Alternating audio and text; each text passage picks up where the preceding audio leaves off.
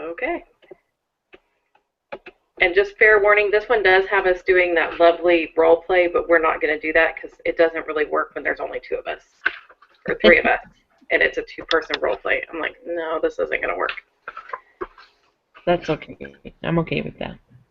Yeah. So the first thing is, what do you think it would be like to work as a TSA agent?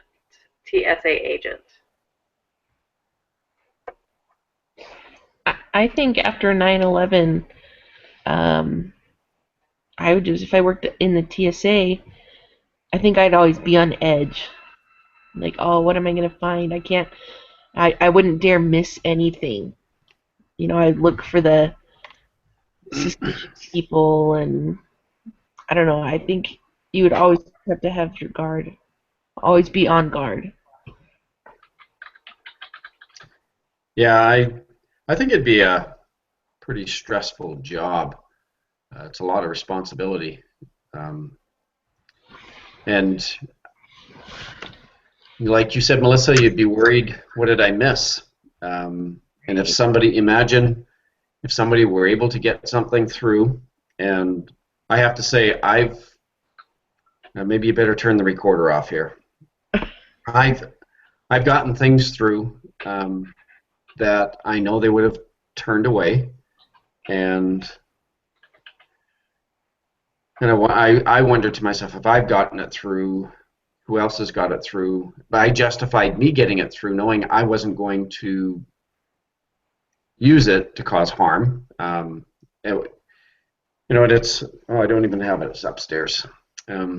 Just those little pocket knives, and the blade is only like 2 inches, Oh. and I hid it inside change, other things that I knew that would disguise its shape, and I don't know. I think the Lord helped me get it through because He knew I wasn't going to use it for anything. I think I was fooling myself that I could get it through, and I got it through a few times because I kept forgetting to stick it in my luggage because I like to have it on me. But that it's scary. Just some of the things that they shared, and I think I have a greater appreciation for them. I kind of had both perspectives where, as a passenger, you're frustrated that there's a huge line and it's going to take you 45 minutes to an hour just to go through there. Right. And then to consider from the other perspective, they have to deal with every one of those people, not only in that 1 hour that you're going through, but all day long. Yeah. And I've kind of peeked at, I haven't taken the quiz. The labor laws here in the U.S. Are so different, and I'm a little bit appalled at it. So I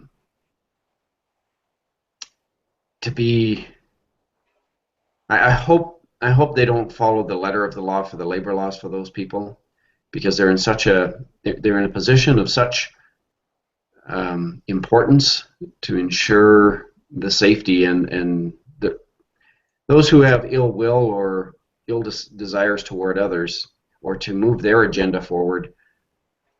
As far as they're like, they can be like a needle in a haystack. There's just a few of them, but these people need to be on their toes. And dang, you gotta treat them well. And tough job.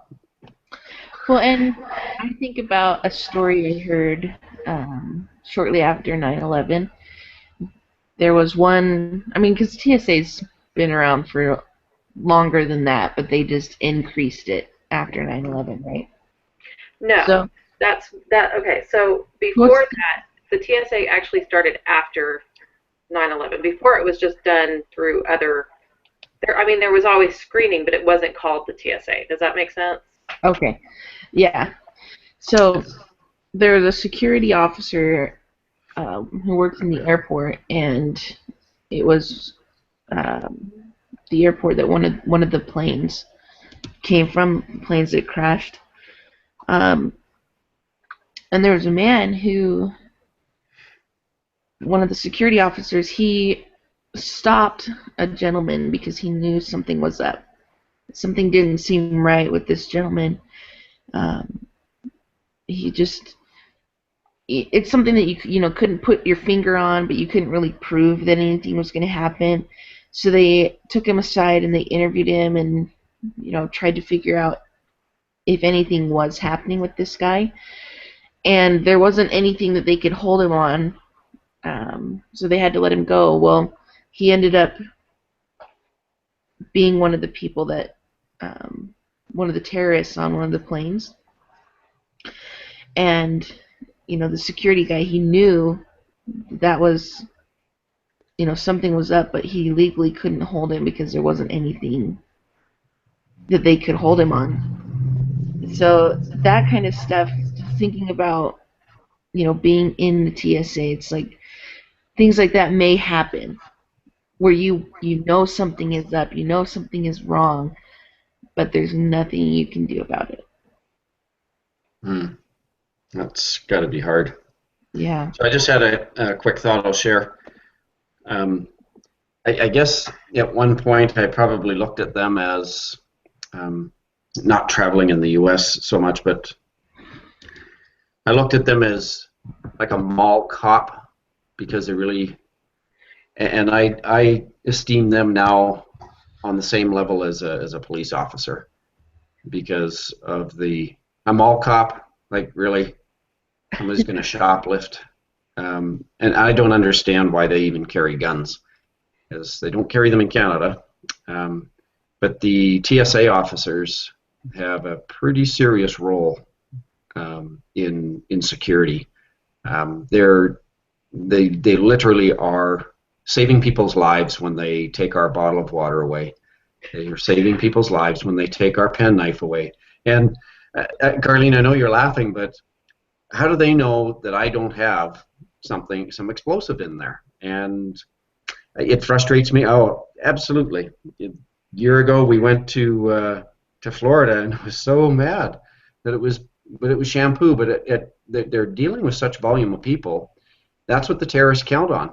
They're counting on, and if they got lax and let me take my shampoo, they'd have to let everybody else do it. And if they got lax and let me take my gallon of water because I want to drink a gallon of water, we're going to have problems. So, I know I do have a heightened respect for them. Yeah.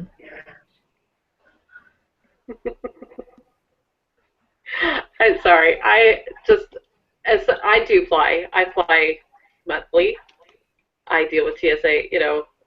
I have very little.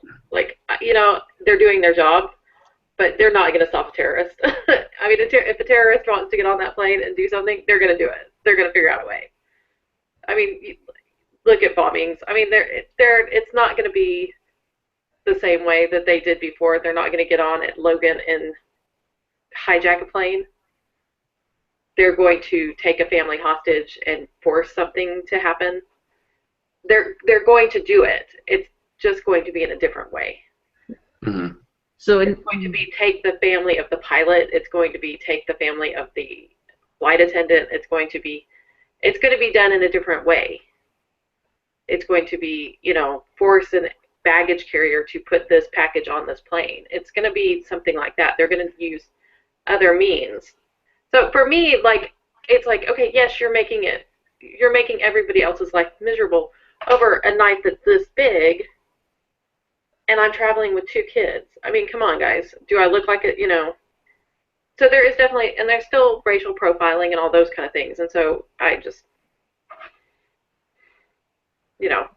some of the TSA agents I deal with are it's really funny because I'm kind of stand out when you travel with 2 redheads, and you travel at small airports. Sometimes you'll see the same ones over and over again.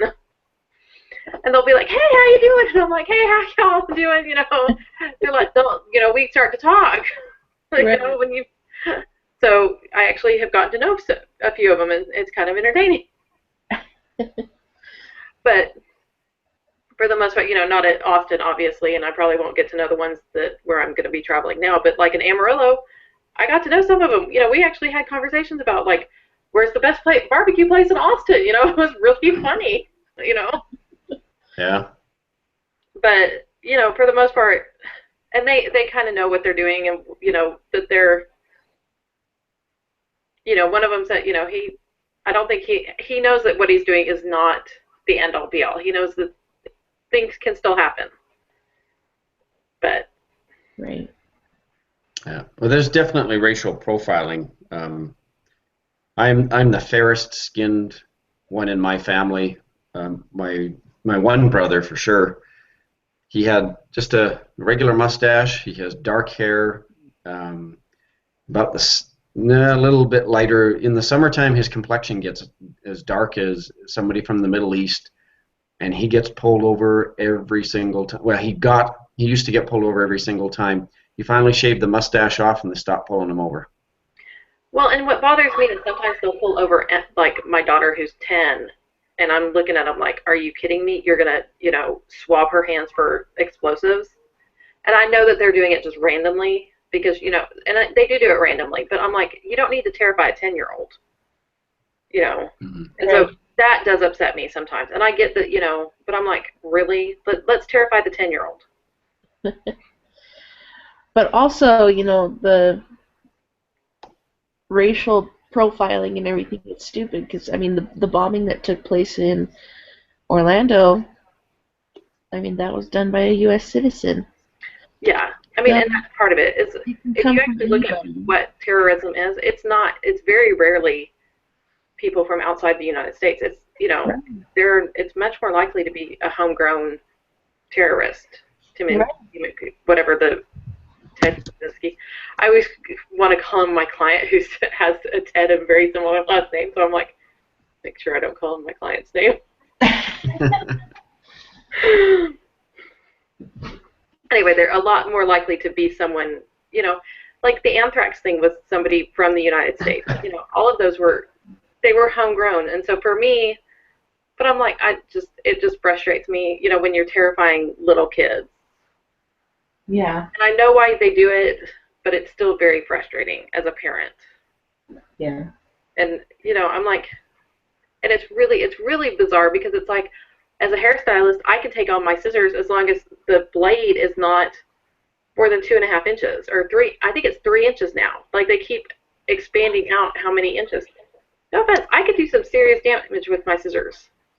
Wow, I didn't know you Take could my take your scissors with me. scissors on.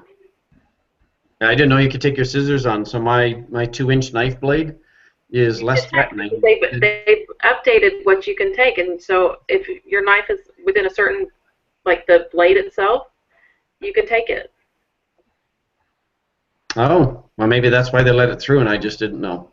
Yeah, so it has to be within, like, because my scissors have to be, they can't be any longer than 2.5 inches, which the blade itself is not any longer. The rest of it is much longer, but it's ridiculous. I mean, I always pack them away because I don't want something to happen to them, or I ship them ahead of time if I'm going to a show or something. But okay, we'll move on to step 2. Yay! So what should O'Reilly do about Sanchez? I don't know. They haven't had any problems before, right? Like, this is like the first thing that's happened with the guy or the girl. Yeah, this is the first thing that's happened with him, I think. Well, no, I think they said that there was one other incident. I'm trying to go back and look. Yeah, he had to go through a retraining, a recertification for something. I don't remember what it was. Yeah, an isolated incident on an otherwise strong record. My biggest thing is, why did he have a cell phone while he was on post? Right. No, you're not supposed to. Yeah. I think I don't think they give us enough information. They kind of led into something that it's a tough decision, but it's also when they talked about putting him in a position where it's a lower level position, they considered that to be a lower level position, so they led him to believe that it wasn't as important. The way that they've trained and taught him. And the fact that somebody came through, that is all scary. It is that a terrorist could have zipped through, and he wouldn't have. They're going to take their chances, but they considered that a very low level security risk position. And so if you tell people that, that's how they're going to behave. And so I think it's partly TSA's fault for creating what they consider different levels. I don't think there should be different levels. They should be just as vigilant at all those points, regardless. So I don't know. I think I don't think that they should fire him. Some severe discipline, maybe something to really get it straight with him, how serious that was. I think he's the type of person that he will probably punish himself more than they will. Yeah. If they fire him, I think the consequences of firing him are far and beyond what they should do, because he'll carry that for the rest of his life. Well, and if it had turned out differently, if they weren't able to find the guy, or if they did find the guy and they had something on them that was, could be used badly, I think he should have been fired if the outcome was different.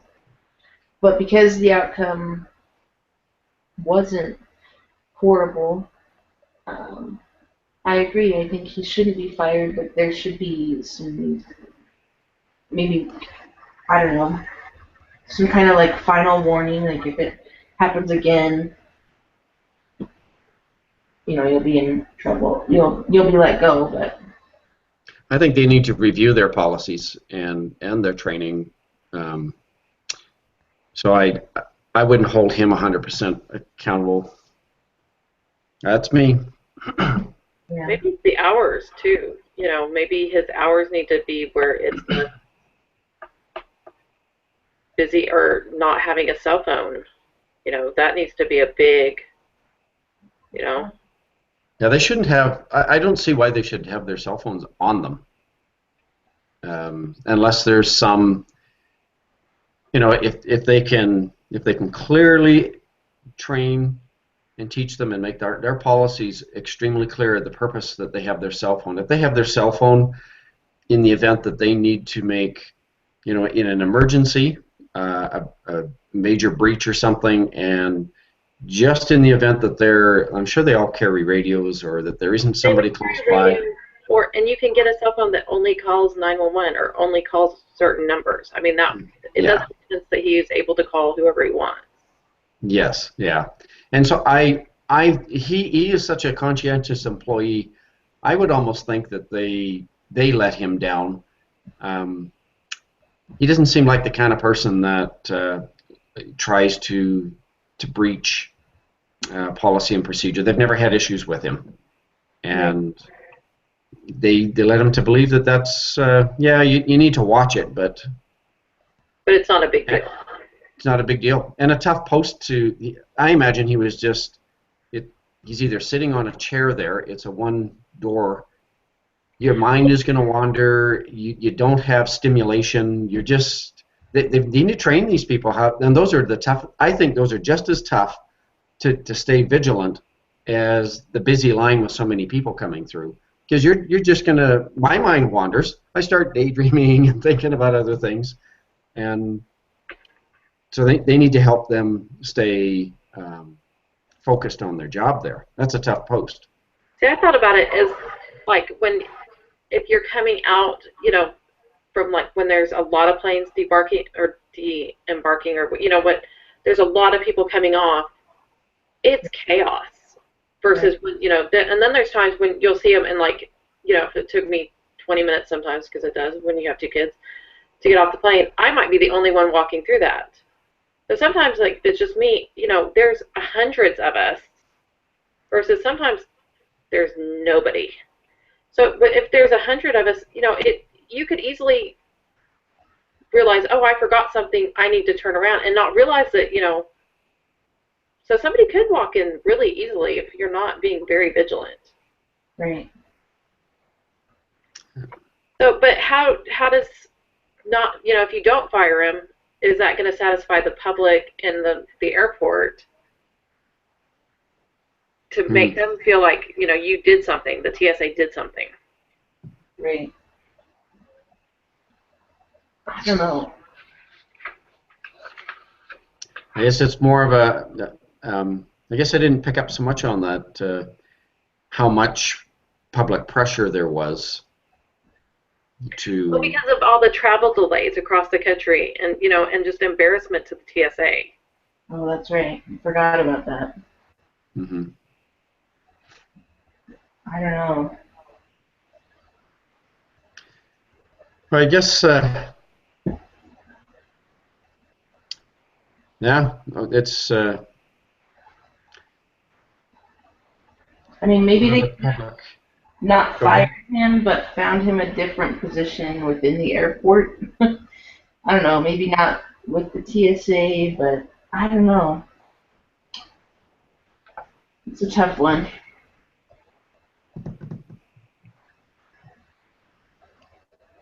What would you do, Carlene?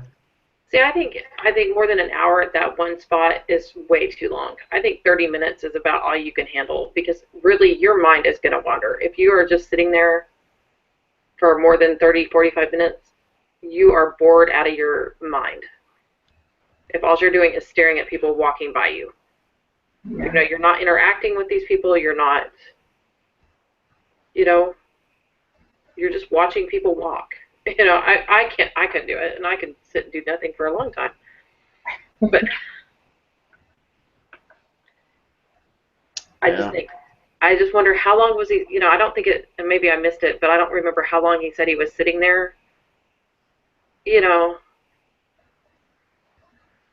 But at the same time, it is his fault when he knows against the rules. And so my other thing is I don't think, and this is my other thing, is I don't think it's a good idea that he was working double shifts. I think that's a big part of why the breach happened. It's because he was overtired, and I think that's a big part of the issue. And I'm all for overtime, but I don't think in this job you can work that many hours. Yeah, when you need to be super alert. Yeah, because I think you are fatigued, and when you're fatigued, you don't do a good job. Right. So I think you have to limit, how many hours, like maybe that's what part of it needs to be part of the, I mean, definitely TSA made a lot of mistakes, but I think TSA needs to, tighten up how they do it, and I think they also need to limit the number of hours or the number of shifts that somebody can work in a day or in a week, and how many. Maybe it's, you must be off this amount of time between shifts, or you have to say you've slept so much time, or in order to be able to work, because your body needs rest. Yeah, our labor laws. Well, I'm living in Salt Lake now, but 8 hours. You had to have 8 hours between your shift, and I'm just checking here. 8 p.m. was he had 7 hours, and I think 8 hours is very. I think that's almost too short too. Especially considering he worked till 8 o'clock the night before, and then he started at 3 a.m. So he's not getting 8 hours of sleep. He's only not there for 8 hours. So you have to consider getting ready for work, traveling to work, traveling home. He's probably got 4 or 5 hours of sleep. Yeah.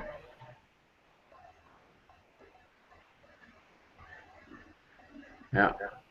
So would you fire him, Carlene? Yes. Yeah. Or,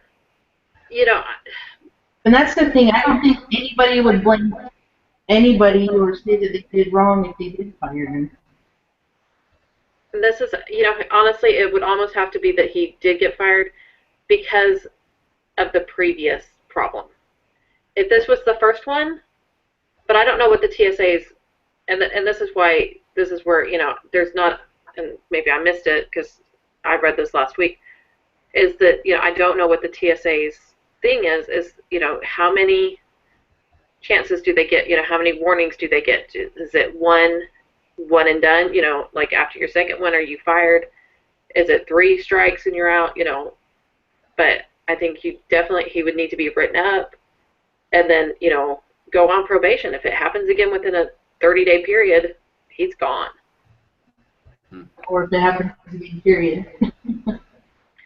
Or whatever amount of time. Yeah. Yeah. So this was a real case, wasn't it? It was. I wonder if they did fire him. Well, see, that's what our role play is supposed to be. Is somebody's supposed to act out O'Reilly, and somebody's supposed to be Sanchez. But it's hard to be, and then we're supposed to observe and discuss it. But I was like, I don't think that's gonna work. There's only me to observe. So if you were O'Reilly, what would you say when you got there the next morning?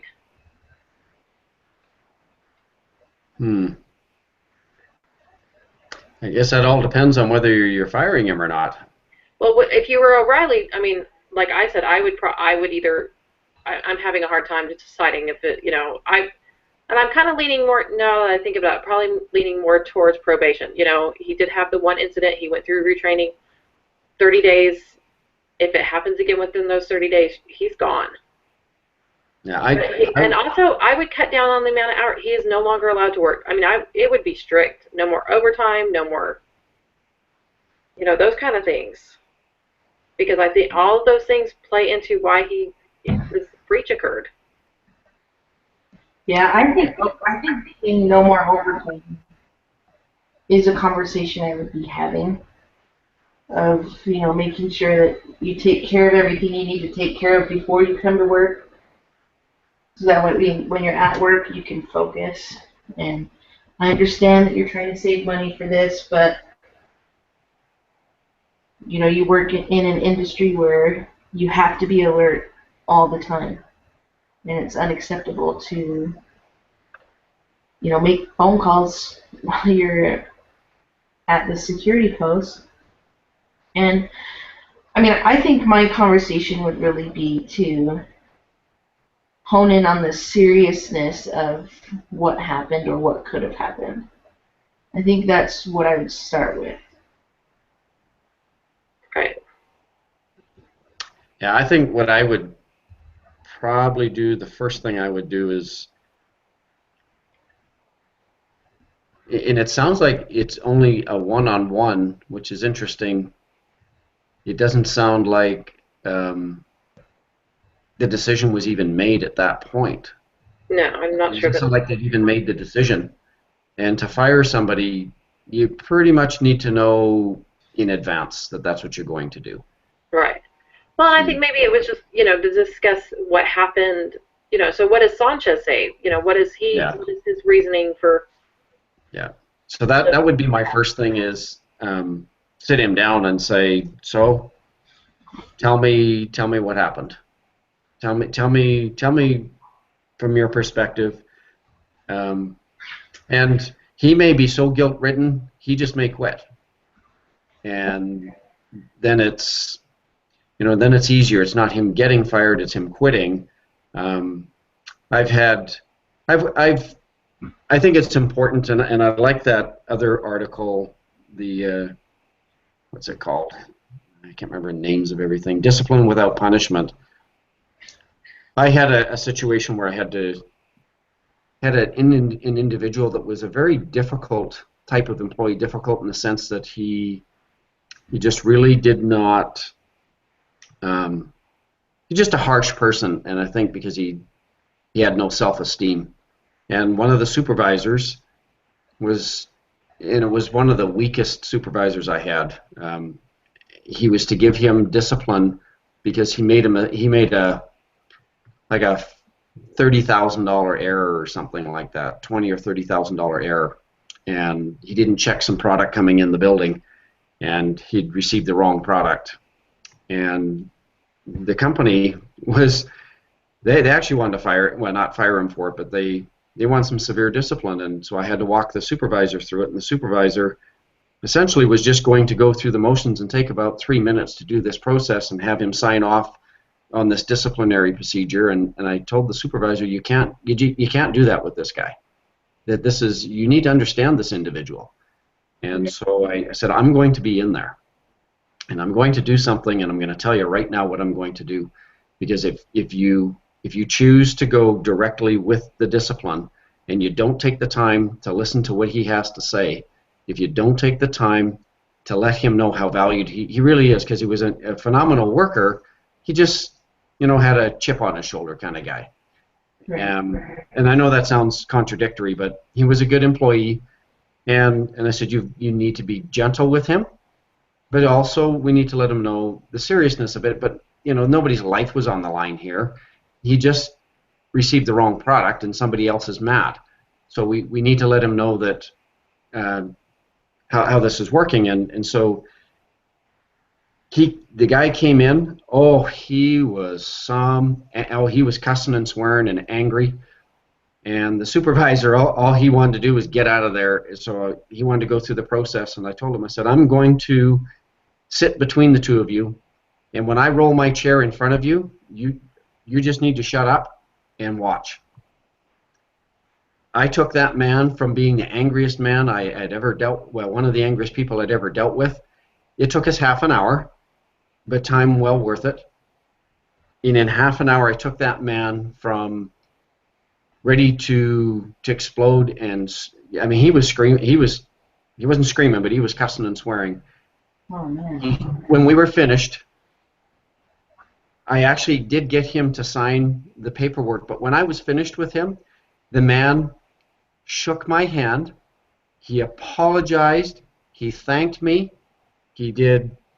It was such an amazing experience, and I knew what the guy needed. He hated that supervisor from that moment forward. But with Sanchez, they need to give him the opportunity to share his feelings, because he's loaded with them. He needs to be able to unload his feelings. He also needs to know how they feel about him, that he's a great employee, and then maybe put some heat on him to say, Sanchez, I'm in a tough position. What would you do?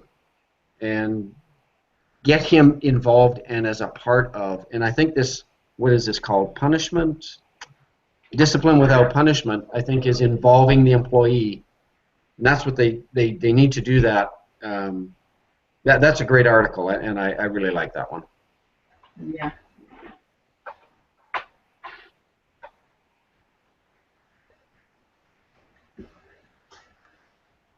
So, Melissa, what would you do?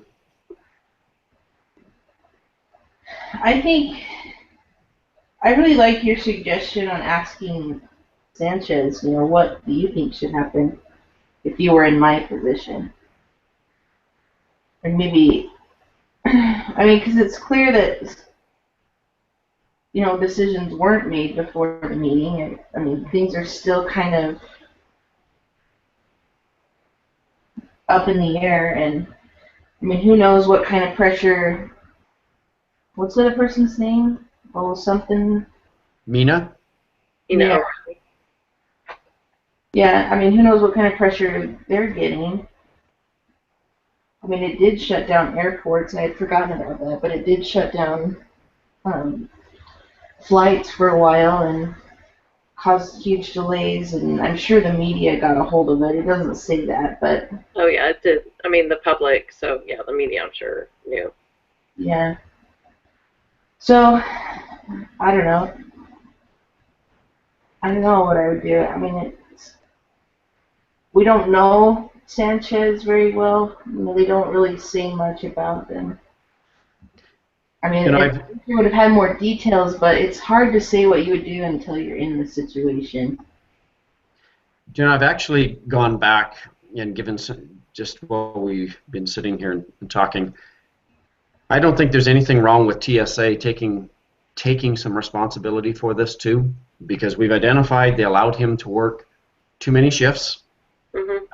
It's a tough position, and I don't think there's anything wrong with TSA standing in front of the media if they want to save this guy's job and identify what they need to change, because I think there's some things that they need to change. They can't put all the heat on Sanchez alone. They need to take some heat and say, we've identified where we can improve. And it hurts. It hurts to say you're wrong, but to shoulder it on Sanchez, I think that'd be unfair to that man to take all the responsibility. I mean, let's face it, TSA is not going to say to shoulder. We need to change. We need to change our procedures and so forth. I know they're not, but and it's sad that they wouldn't do that. So I'm going to come in from Sanchez's point of view. You know, he is a good employee. You know, he's worked really hard. He came in at the beginning. He stayed there.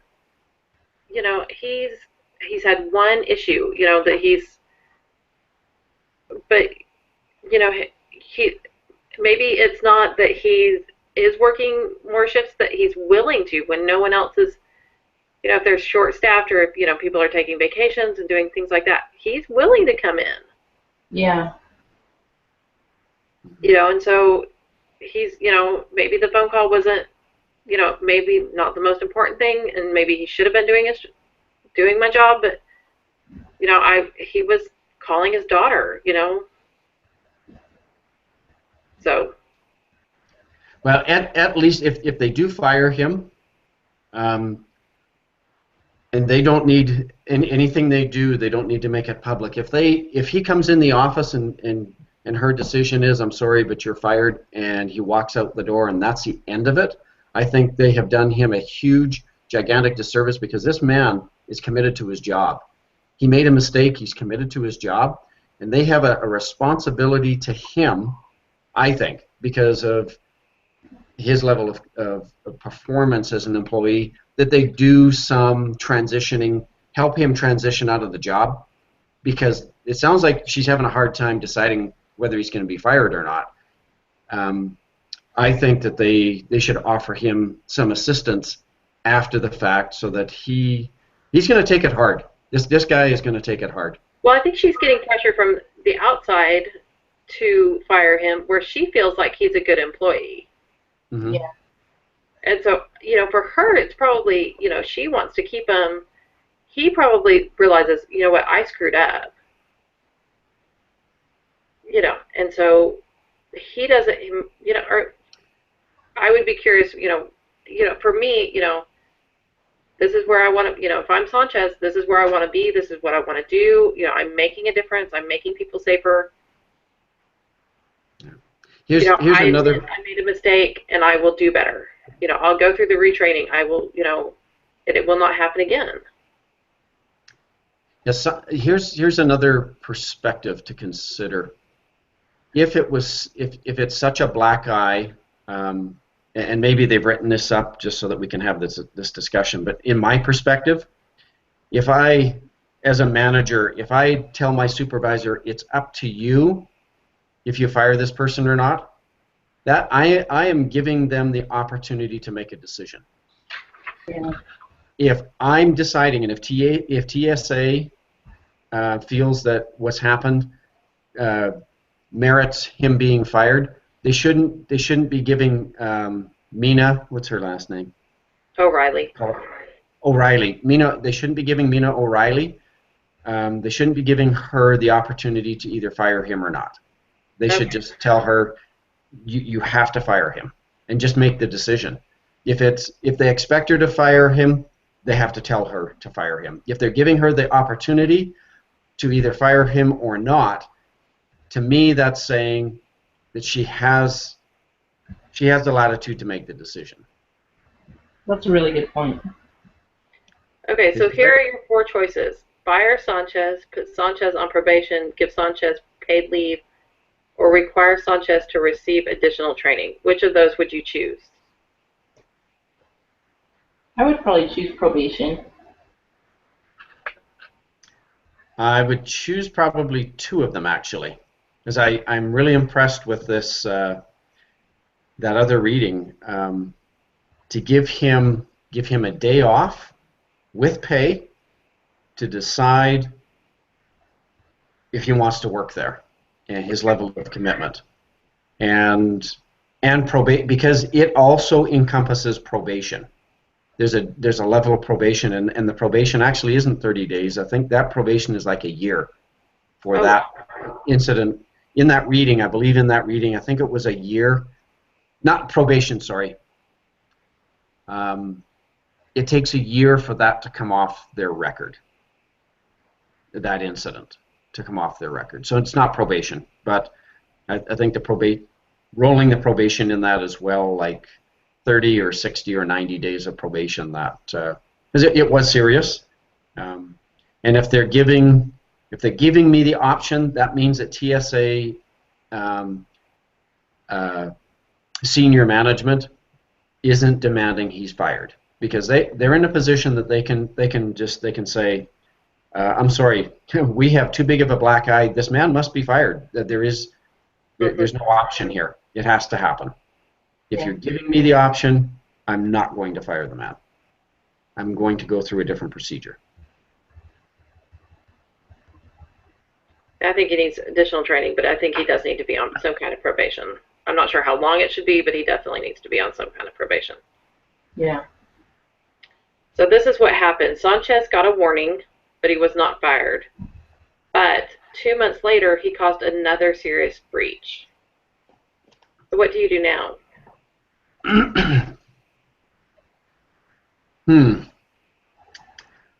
Well, in light of that act, if they only give him a warning and no suspension, I think they didn't take it seriously.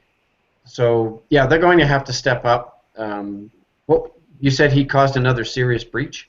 Yeah, they don't tell us what the breach was, but he caused another one. Another breach. Then at that point, he should be gone. That's the 3 strikes. He's gone. Yeah. Yeah, for sure. So we'd have to go. But my hope is, and my management philosophy is, an individual always needs to know where they're at. They need to understand, and they need to make it very clear to him where he is at as far as his employment and what he needs to do to maintain. He's created a level of integrity for himself that is very high. He has to continue to maintain that. And if he starts falling from maintaining it, it's putting his job in jeopardy. So as from TSA's perspective, they can't just say, hey, we're really mad about this. They need to send a message to him too, and he needs to really get it. So I would hope that that's how they took care of the first breach, so that when the second one happened, it was clear to him, if there is another breach, if there's anything to this level, you will be let go. Yeah. I was surprised that for the second time he only got a warning. No training, no probation, no. It was just a warning. I thought that was a little. I don't think that was harsh enough. Yeah, I agree. Especially for shutting down an airport for 45 minutes and messing with all those airlines. That's just it just wasn't enough to me. Yeah. So I think that's why my thoughts are, TSA has some responsibility here, and they need to send the message loud and clear. They can't just dilly-dally and wiffle-waffle around things. They've got to be clear of the severity of the incident, and their reaction and the punishment and the follow-up has to be in line with the level that they felt that that if they felt his breach, regardless of how good of an employee he was, he needs to know how serious it was. And if they just kind of just light tap on the wrist, that's how they're telling him it wasn't as serious as you might think it was. And I think it's their fault.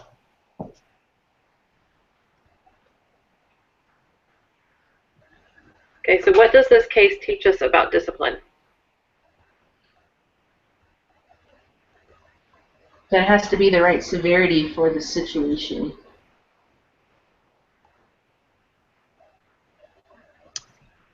So do you think the discipline in this case wasn't the right severity?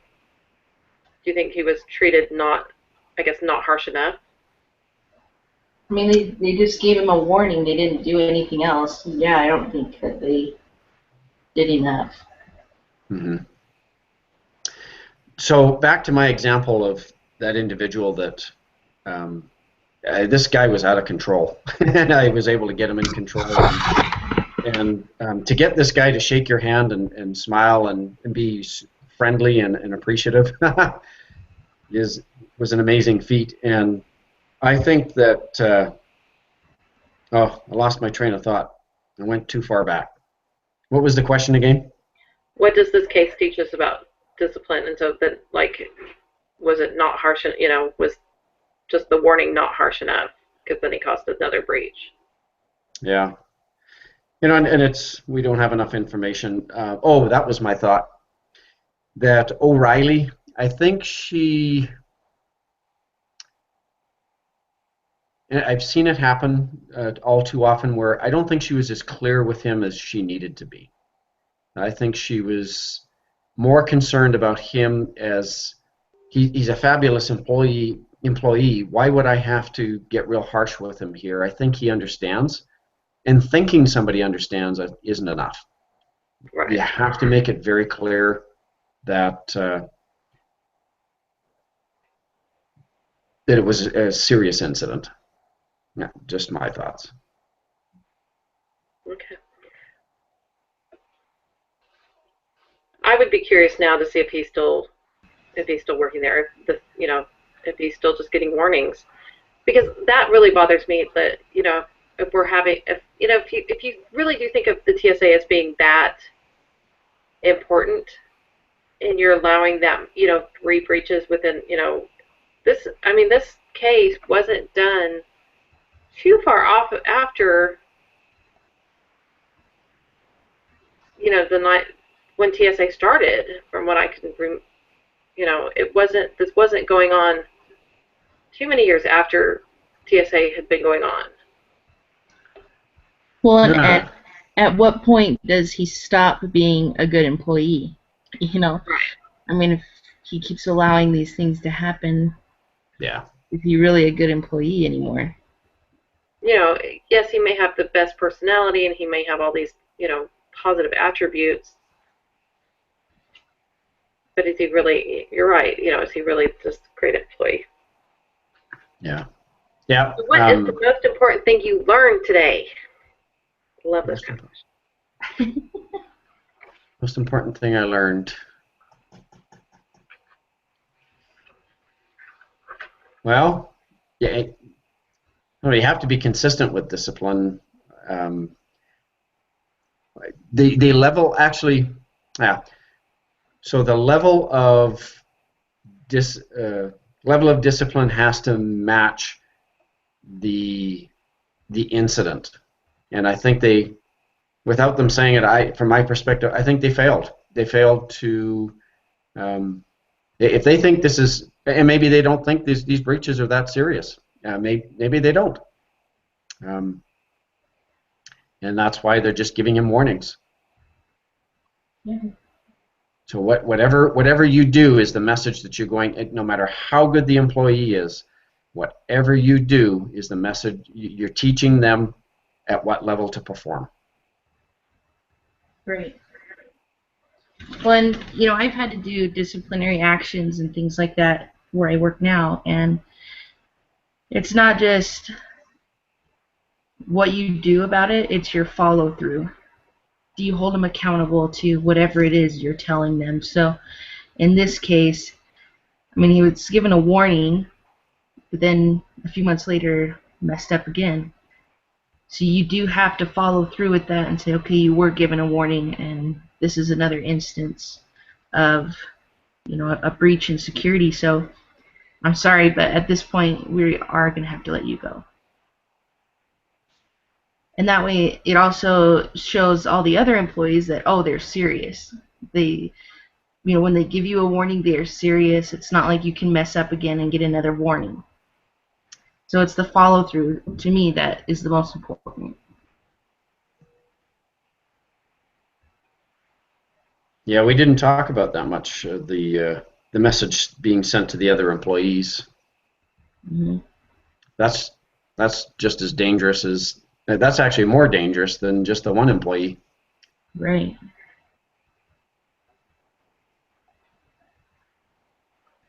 It's funny because my first thought, you know, because my kids are in town for the next month, so my thought was like, it's just like dealing with children, you know, because it's like I have to, you know, you have to be very consistent, you know, like you will go to bed at this time and you will get up at this time and you will, you know, like these are the rules at the house, you know, because when they're with their dad, they don't have kind of the same rules as they have with mom, you know, Yeah. So. Mom has more consistent rules, so it's quite entertaining. Yeah, that's an excellent point of consistency. You have to send the right message, and if you're not consistent, who knows what the rules are, and then it's really confusing. And I think it's confusing from the time you're, you know, like if you're doing it as a kid up to, you know, is it okay sometimes to get away with this, and then sometimes it's not. You know, you never know what you're going to get from your boss. I had a boss like that, who you never knew what you were going to get, and so, you know, we followed the rules, but occasionally she'd make up like new ones, and we'd be like, "Where'd this one come from?" You know, we're like, so. Yeah. All right, we're supposed to rate the discussion. Y'all know how I feel about that one, and so we aren't doing that part. The writing the discussion, what do you mean? Rate the discussion from 0 to 10. Oh, rate the discussion? Oh. Yeah, the discussion. Thank you. I thought it was yeah, really good. 10. I agree, 10. This one was good. This one was interesting. I think this week the discipline was interesting. Mm-hmm. The case was interesting. I mean, at least. See, the reason I like the title of that other article, Discipline Without Punishment, because I believe discipline is not punishment. Discipline, if you discipline correctly, you're teaching somebody. Say, if you're disciplining your dog to do certain things, you're teaching him. You're not punishing him. You're not beating him. And it's the same with human beings, whether they're children, they're adults, in a work situation or at church, wherever it is. If we don't, we use the word incorrectly, interchangeably with punishment in situations, and I think that's very wrong. I think we need to, because discipline, if I'm a disciplined person, does that mean I punish myself? No. It means that I'm well trained and that I do something very well. And I think that as management, the responsibility is to train and teach people to do the job well. And if you discipline them correctly, there's no hard feelings. And I'll go back to that incident. I disciplined that man, but he didn't feel any less about himself. He didn't feel punished when I was finished with him. And that should be the whole goal, is to not, if the person, my philosophy always was, and I always tried to teach my supervisors, that supervisor ended up going on corrective action himself. And he saw the light, and he knew, I'll tell you real quick the situation. He was promoted to be a supervisor and bounced around from department to department, and it may sound contradictory, I had a reputation that if somebody wasn't working out, I would fire them. But I always made sure they knew that they weren't working out. and he knew he wasn't working out, and he resigned.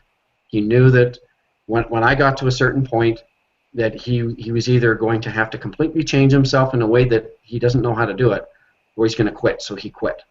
And my philosophy is that if you always need to be able to walk out with good feelings when you finish the disciplinary situation.